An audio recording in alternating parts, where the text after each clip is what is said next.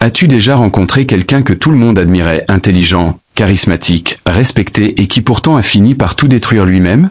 Pas à cause de la malchance, mais à cause de décisions absurdes, presque insensées. Comme si la lumière de son intelligence s'était retournée contre lui. C'est étrange, n'est-ce pas? Plus on monte haut, plus la chute est brutale. Et souvent, ce n'est pas le monde extérieur qui nous fait tomber, mais notre propre esprit. Notre arrogance, nos certitudes, nos illusions de contrôle. En Afrique, un sage disait « Quand le coq chante trop fort, il oublie que le couteau du cuisinier est déjà aiguisé. » Autrement dit, quand tu crois tout savoir, le danger commence. Beaucoup d'hommes brillants ont échoué non par ignorance, mais par excès de confiance. Ils ont laissé leur ego éteindre la voix de la sagesse. Ils ont oublié d'écouter, d'observer, de douter. Parce que l'intelligence seule ne suffit pas. Sans humilité, elle devient un feu qui brûle celui qui le porte. Des esprits éclairés ruinent leurs relations, détruisent leurs entreprises, sabotent leur propre bénédiction. Pourquoi? Parce qu'ils se ferment. Ils filtrent la réalité à travers leurs croyances, suivent le troupeau sans réfléchir, jugent trop vite et cessent d'écouter. Nos ancêtres le savaient déjà. Ils disaient « L'eau calme cache le crocodile ». C'est-à-dire que même quand tout semble paisible dans ton esprit, le danger peut venir de ce que tu refuses de voir.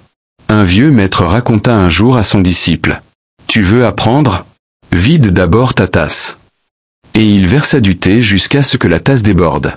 Quand le disciple protesta, le maître répondit « Comme ta tête, pleine de certitude. Rien de nouveau ne peut y entrer. » C'est la métaphore parfaite de notre époque. Nos certitudes nous empêchent d'apprendre.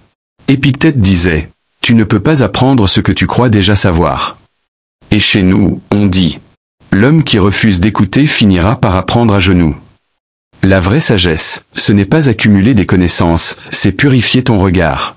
Apprends à douter de tes certitudes, à écouter avant de juger, à ralentir avant de réagir. Même les plus brillants s'effondrent quand ils refusent d'écouter le silence. John Stuart Mill, prodige d'Europe, s'est détruit par excès d'ambition. Et aujourd'hui, combien d'entrepreneurs africains s'épuisent à courir sans direction? Le burn-out n'est pas un signe de force, c'est un cri de l'âme. Trop de bruit, trop de pression, pas assez de silence. L'ambition te fait avancer, mais la sagesse te fait durer. Regarde Néron, son empire s'est effondré quand il a cessé d'écouter Sénèque. L'orgueil rend sourd, la certitude rend aveugle. Et dans nos vies aussi, tu peux tout perdre si tu cesses d'écouter la voix de la raison ou celle de Dieu. Mais la clé ultime, c'est l'empathie. Temple Grandin a changé son monde en se mettant à la place des animaux. Et chez nous, on dit « Celui qui marche dans les sandales d'un autre comprend son chemin. » L'intelligence émotionnelle, c'est comprendre avant de condamner. Socrate disait « Personne ne fait le mal volontairement. » Et dans nos proverbes, même le serpent a une raison de mordre. Cherche à comprendre, à sentir juste, pas seulement à penser juste. Parce qu'au fond, la vraie sagesse, ce n'est pas de briller plus fort que les autres. C'est d'éclairer sans brûler. Si tu veux grandir sans te perdre, garde ton cœur ouvert, ton ego sous contrôle et ta foi solide. Abonne-toi pour nourrir ton esprit. Partage cette vidéo si elle t'a parlé. Et souviens-toi, l'homme sage ne cherche pas à être admiré, il cherche à être en paix. Ils ont commencé ensemble, bien avant la gloire. C'était l'époque de PayPal, quand l'entreprise n'était qu'un pari fou. Ils partageaient une vision, une énergie, une audace. Et plus tard, ces mêmes personnes ont bâti des géants. Tesla, SpaceX, LinkedIn, YouTube, Yelp. Des noms devenus légendes. Mais voici ce que peu de gens comprennent. Leur succès ne vient pas seulement de leur génie individuel. Il vient de leur cercle. Ils s'encourageaient, s'investissaient mutuellement, se conseillaient, se critiquaient avec honnêteté. Ils se poussaient à devenir meilleurs, ensemble. Aujourd'hui, on appelle ça un mastermind. Chez nous, en Afrique, on dirait un cercle de sages. Un groupe où chacun grandit à la lumière des autres. Ce sont des entrepreneurs, des penseurs, des créateurs qui se réunissent pour partager leurs défis, leurs victoires, leurs leçons. Des personnes qui avancent côte à côte, sans jalousie, sans orgueil. La leçon est simple, mais essentielle. Peu importe ton talent, ton intelligence ou ton éducation. Tu ne peux pas réussir seul. Même le lion, roi de la savane, chasse en groupe. Même le baobab, solide et ancien, a besoin des racines des autres pour résister au vent.